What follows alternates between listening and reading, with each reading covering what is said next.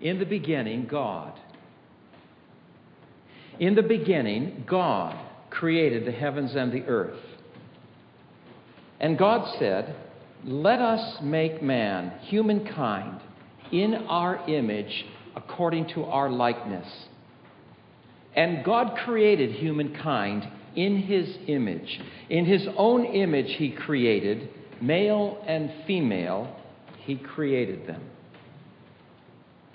Just before the dawn of this new century, researchers John Nesbitt and Patricia Aberdeen wrote a book entitled Megatrends 2000.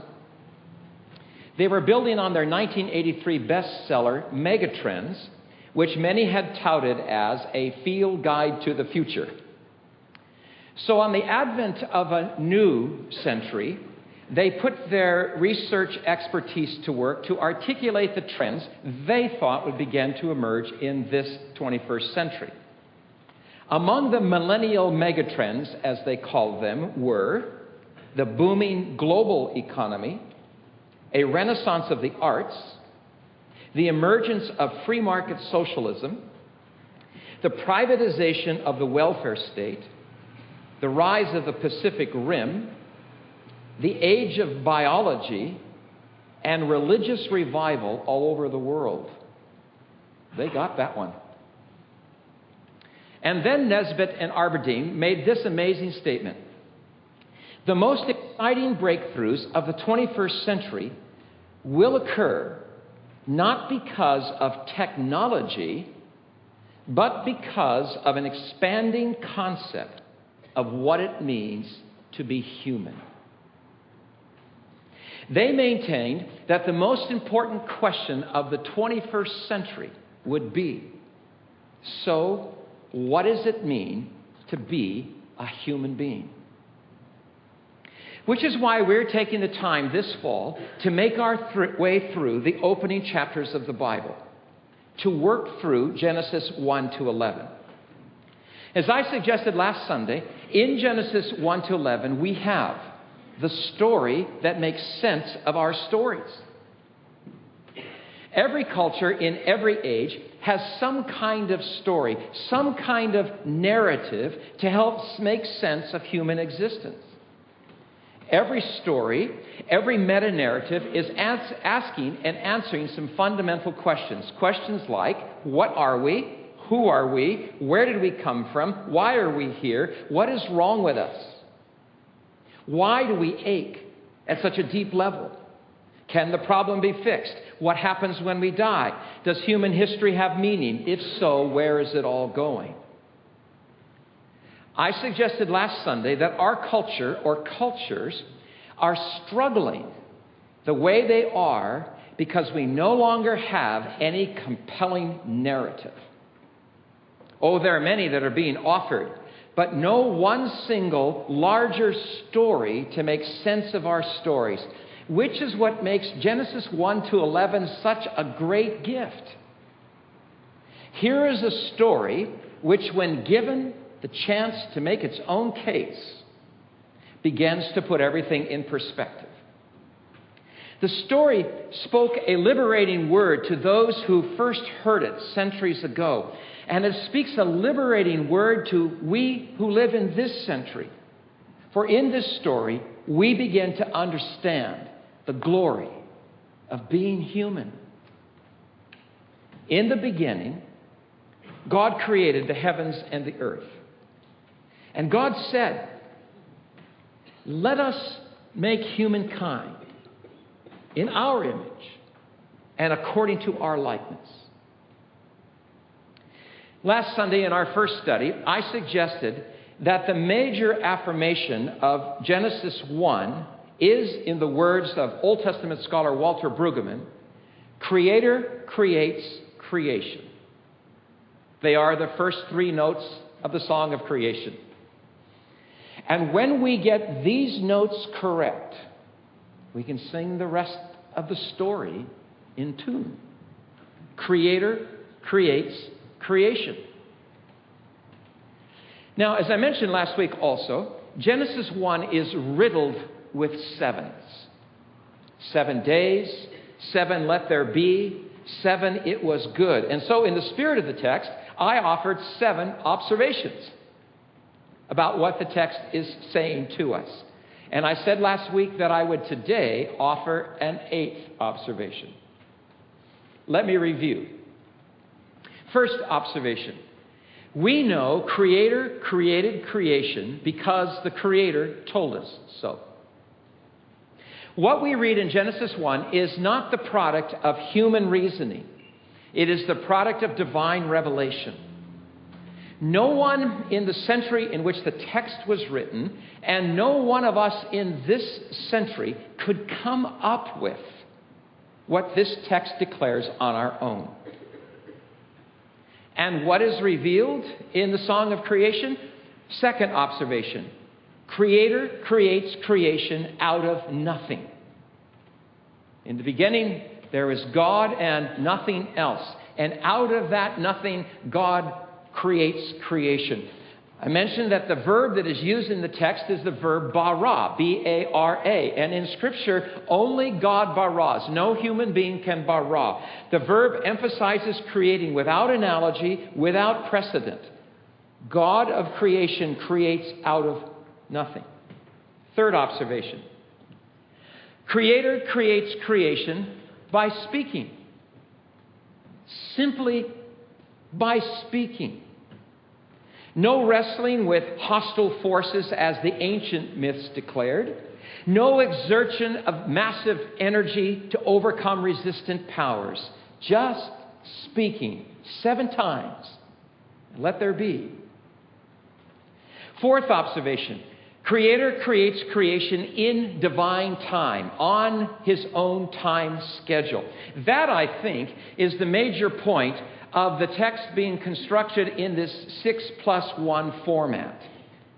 7, 6 plus 1 is 7. 7 in the Bible is the divine number. 7 is the number of perfection and completeness.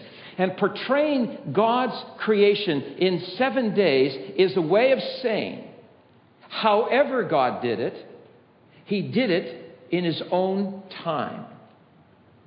Had the divine number been 9, for instance, Genesis 1 would have been crafted in 8 plus 1 days. Had the divine number been 12, the text would have been put together in a 11 plus 1 structure. Fifth observation, Creator creates creation in a divine way. As we saw, Genesis 1 is actually structured around 2 major movements, from day 1 to 3 and day 4 to 6. In days 1 to 3, God moves from formlessness to form. In days 4 to 6, God moves from the void to fullness. It's the way God works in the world and in our lives. God is always moving from chaos to order, from emptiness to fullness. Bless His name. Sixth observation. Creator creates creation good. 7 times it was good. Until we hear an 8th time, it was very good. Why the shift from good to very good? Because we were made. It is when the Creator creates us that His heart sings very good.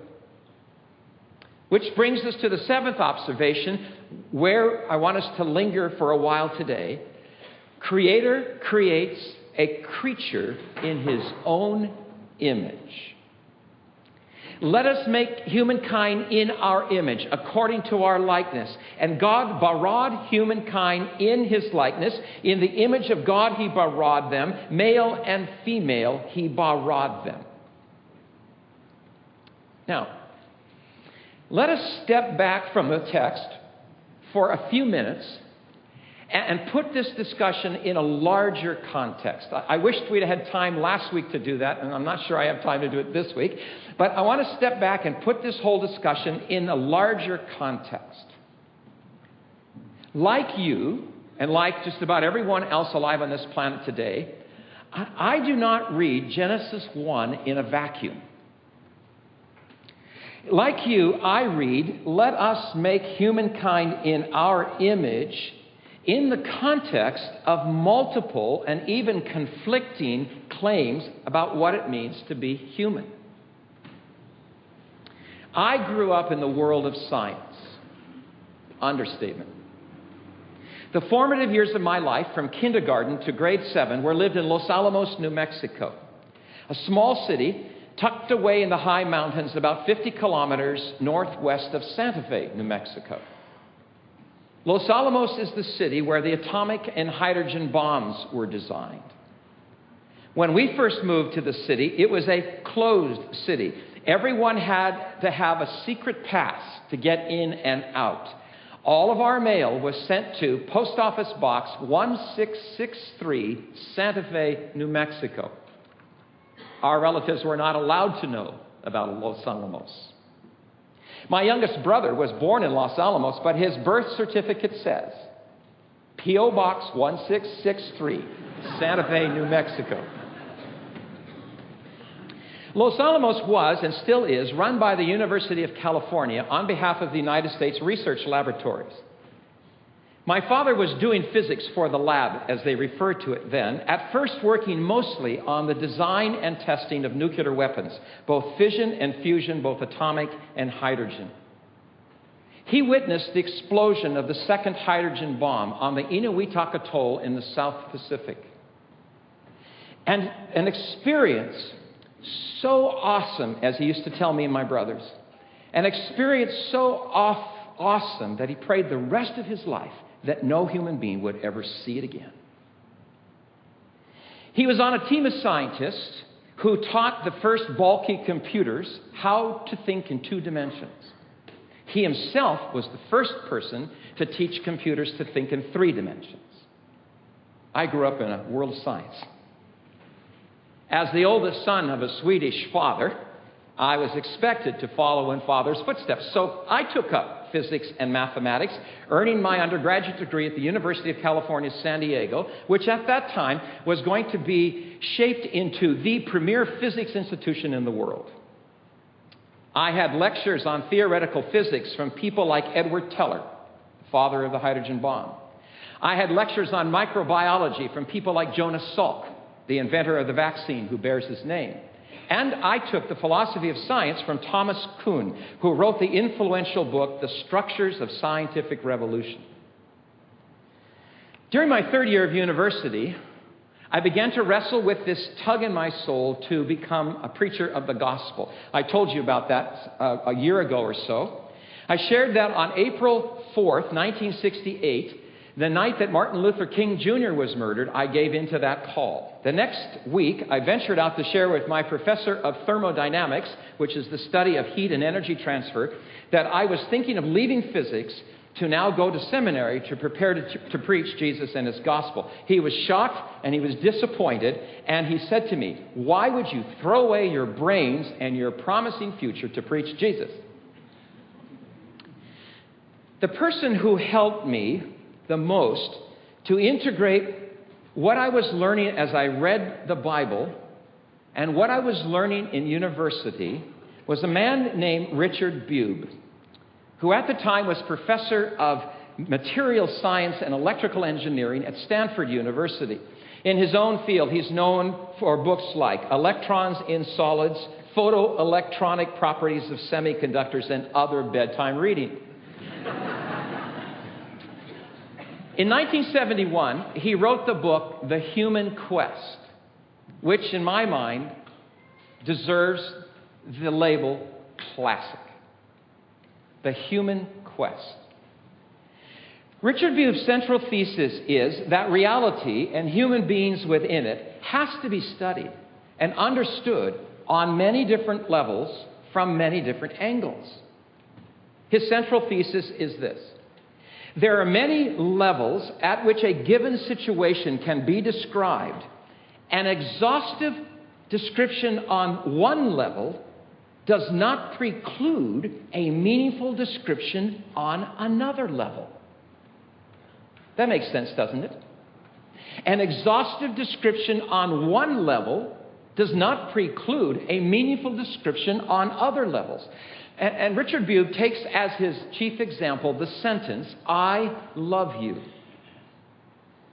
I love you can be described on many different levels. For instance, it can be described on the level of numbers, on the numerical level. There are 8 letters, I-L-O-V-E-Y-O-U. 2 of them are repeated, O-O. The letters are the 5th, 9th, 12th, 15th, 21st, and 25th of the English alphabet, and they're arranged in the order 9, 12, 15, 22, 5, 25, 15, 21. This is a true and exhaustive description of that sentence on one level. But there's also the phonetic level, the level of sound. There is in the sentence the long O, the long I, short O, the liquid consonant L, the voiced fricative V, the silent E, the palative semivowel Y, and the diphthong U. That, too, is a true and exhaustive description of that sentence on one level. But there's also the vocabulary level, the level of words. The letters and the sounds interact to form words, and the words point beyond themselves to something else. And there's the grammatical level, the subject I, the verb love, the object you. The verb is in the present tense. That, too, is a true and exhaustive description of that sentence on one level.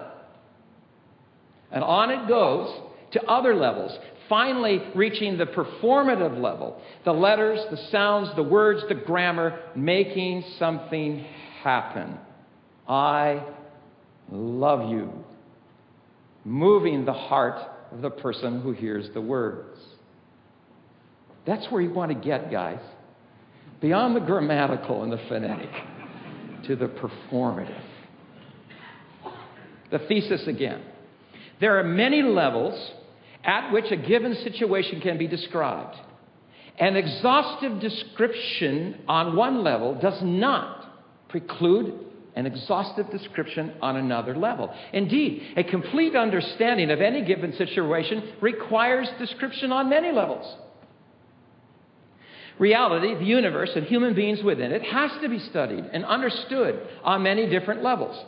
Physics, chemistry, biology, botany, zoology, anthropology, psychology, sociology, theology.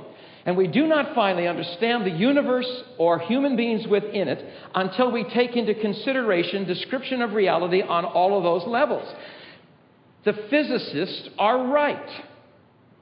We are complex packets of mysteriously interacting energy forces.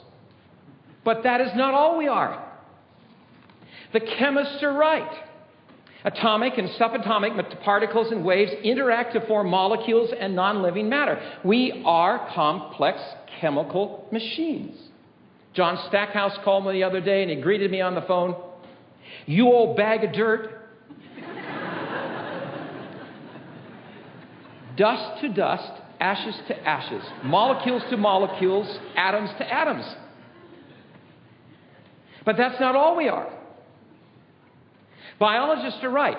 The chemicals interact and combine to form more complex forms of life. We are complex biological computers. But it's not all we are. Botanists and zoologists can describe our world even more fully. And then anthropologists and psychologists come along with new insights. And sociologists add more. And then the theologians relate it all to ultimate reality, to the maker, upholder, and redeemer of the whole scheme of creation. Again, a complete description of reality on one level does not preclude a complete description on another level. A complete biological description of the human being, for instance, does not preclude the description of the human being on a theological level. And the description of the human being on a theological level does not preclude a description of the human being on the biological level. The problem becomes when one level thinks it knows the whole picture and is not open to the insights from the other levels. In the beginning, God created the heavens and the earth. And God said, let us make humanity in our image, according to our likeness. Up to this point in Genesis 1, we have heard the Creator say, let there be. Let there be light, let there be a firmament, let the earth sprout vegetation. But when it comes to the creation of human beings, the wording changes. God gets more personally involved. Helmut Thielicke, the great German theologian, says that at this point in the text, there is a long pause, because God is now going to bring into being a creature who has the potential to mess it up. Let us make humankind. Let us make humankind in our image and in our likeness. It is this understanding, this level of understanding of reality that our culture is dying to know. The universe is not an accident, and you are not an accident in the universe. In fact, you are more than you can ever figure out on your own. You are a creature created in the image of a creator. Now, whole books have been written on this text, and rightly so. In our image, according to our likeness. As I read the text, two main facts about being human are being declared: representation and reflection. Representation and reflection. Human beings are created to represent the Creator, and human beings are created to reflect the nature and character of the Creator. Take represent first. In the ancient Near East, when kings and emperors overcame a territory, they would set up an image or a likeness of themselves as a way of saying, I am now sovereign over this land and its peoples. Some kings and emperors still do that. They put some kind of statue there to say that they're in charge. The image or the likeness was the emperor's way of representing himself. It was a visible way to declare what was ordinarily an invisible reality. It was a visible way to say that the invisible emperor is still emperor here. The image somehow represented the presence of the emperor. Indeed, the image somehow functioned as the emperor in place of the emperor. Do you see what Genesis 1 is declaring about human beings? Something none of us would have ever deduced. God has made us to be His representatives in the creation, a kind of visible expression of an invisible reality. Are we surprised then that the text goes on to say, have God say to us, fill the earth, subdue it, and rule over it? As Ian Hart puts it, the text is saying that exercising royal dominion over the earth as God's representative is the basic purpose for which God created human beings. On the Creator's behalf, we get to care for creation. What dignity! On the Creator's behalf, as His representation, to care for the creation as the Creator cares. That's the key. To have dominion, to exercise care over in the same way the Creator does. Psalm 145, verse 9, the Lord is good to all and has had compassion on all He made. Compassion in all He made. That is the spirit in which we exercise our human dignity in the created order. Compassion over all that God has made. I don't need to tell you, something's gone wrong, as we'll see in Genesis 3. But it is still our role. Towards the end of his life, my father lamented that he had been part of the process that opened Pandora's box. You care for creation according to the Creator's concern. It is part of our dignity as human beings. The other word is reflect. As the image and likeness of the Creator, we were created to reflect the Creator's nature and character. Imagine that. The rest of creation is to look at you and me and see the nature and character of God. In Genesis 5, verse 3, We read that Adam became father again after he lost Cain and Abel. The text says, he became the father of a son in his own likeness, according to his own image. Adam's son Seth somehow reflects the nature and character of Adam and Eve. And somehow we reflect the nature and character of the living God. Somehow we copy God. What do we reflect? Obviously, there's no way we can reflect everything about the living God. And we are, after all, finite creatures. So there's no way we could reflect everything about an infinite creator. We are not, for instance, and never will be, all-knowing, all-powerful, ever-present. Though some of us try to be. So what about God do we reflect? The capacity to create. Do I need to illustrate? The capacity to conceptualize.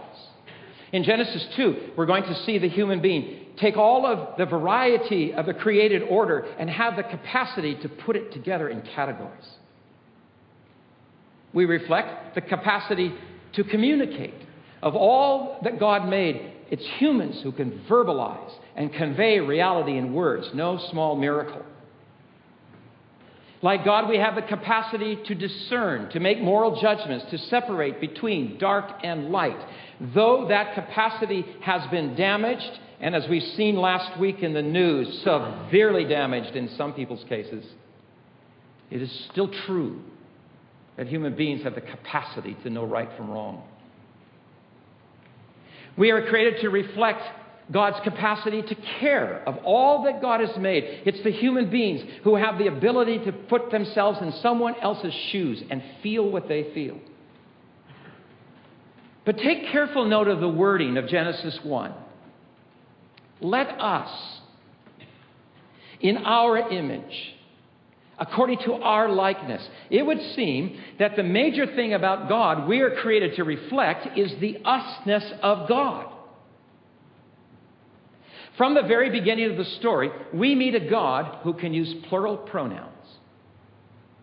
Indeed, the word for God in Genesis 1 is the word Elohim. It's a plural noun. It's never used with a plural verb. It's always used with a singular verb. The God who creates us is the God who can speak of himself as us.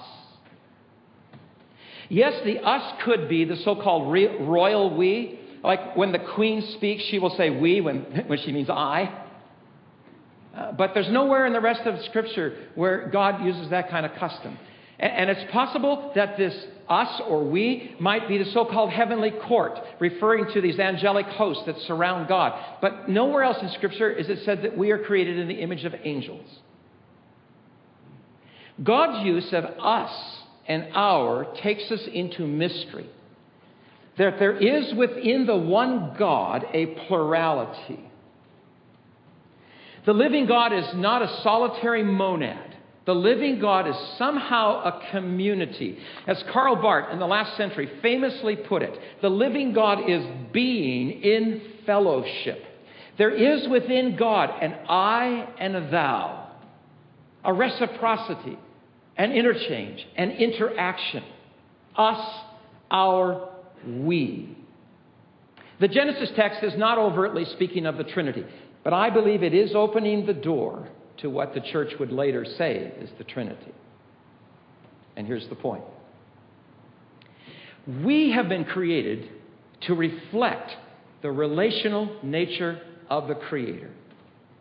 We have been created to reflect this I-thou relationship of the one God. To put it more simply, humanity in the image of the Creator is humanity in community. God is relationship. We've been created to reflect that relationshipness. Simon and Garfunkel. Boy, am I dating myself now, huh? Simon and Garfunkel used to sing a song with the refrain, I am a rock, I am an island. That is not humanity in the image of God. It is inhumanity. We were made for relationship, which is why broken relationships hurt so much more than broken bones. Let us make humanity. We were created to reflect the usness of the Creator. We were made for relationship. In fact, we were made for relationship with the God who is relationship. We were made by the relationship, us, for the relationship, us. We were made to enjoy relationship with the relationship. Indeed, as the story will unfold, we were made to share in the relationship. Get this, we were made to enter into and live in the usness of God. We were made by the relationship, for the relationship, to live in the relationship. Which means we will finally know who we are when we get in the relationship. We will finally know what it means to be a human being when we live in the relationship that God is. Which brings us to the eighth observation. I promised that I would give you an eighth on what the Creator is revealing in Genesis 1. Eighth observation. Creator creates a sabbatical creature. Something none of us would have ever deduced on our own. You see, the apex of creation, according to Genesis 1, is not humanity. The apex of creation is the Sabbath. God has built into the very fabric of the created order a special day. Just like gravity and electromagnetism, there is this special day, the seventh day. Have you ever noticed in reading Genesis 1 that the seventh day does not end? It was evening and morning, day 1. It was evening and morning, day 2. It was evening and morning, day 3. It was evening and morning, day 4. It was evening and morning, day 5. It was evening and morning, day 6. But no, it was evening and morning, day 7. Day 7 doesn't end. Because day 7 is the purpose of creation. To enter into the joy the Creator has in His creation. To actually enjoy the Creator. You see, in Genesis 1, although we watch God in boundless energy and creativity, calling forth light and stars and sea monsters, there is more to God than what we meet in God's creative work. Ronald Wallace puts it this way. That the Lord rested the seventh day means that God has not allowed the activity of the days of creation to bind Him. He has something to say that could not be said in the work of the 6 days. He has something to give that is not yet given through all the enthusiasm He's put into the world in creating it. God has something new, something extra to give this world over and above what He has already given it in creation. Wow! And God has built into the fabric of the universe a day when He comes and gives us what He did not give us in creation. Wallace has God say, I will put a Sabbath day at the heart of the order of things in this universe. I will bless this Sabbath day weekly as it comes around. And on this day, I will communicate to men and women my own Sabbath rest. On this day, I will share with men and women that in myself which I've kept back so far from creation. And then he has God say, listen to me as I draw near to speak, and respond to me as I draw near to offer you my fellowship, and seek this day to draw you to myself. For we were created by the relationship, for the relationship, to live in the relationship. And He gives us this day to prevent us from turning into human doings, and so that we know how to be human beings. In the beginning, God created us. Let us make humankind in our image and our likeness. And that is what Jesus Christ has come into the world to make happen. He is the image and likeness of God in every sense of the word. And He says to you and me, come to me, all who are weary and who have overburdened yourselves, and I will rest you. I will bring you back into that for which we made you. Let us pray.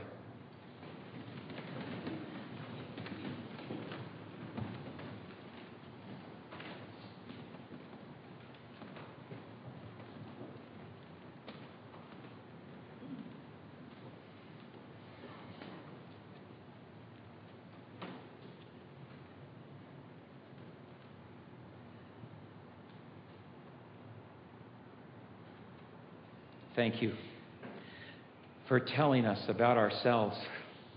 Thank you for telling us what we would have never figured out. And will you, in your mercy and grace, actually help us live what you've created us to be. In Jesus' name, amen.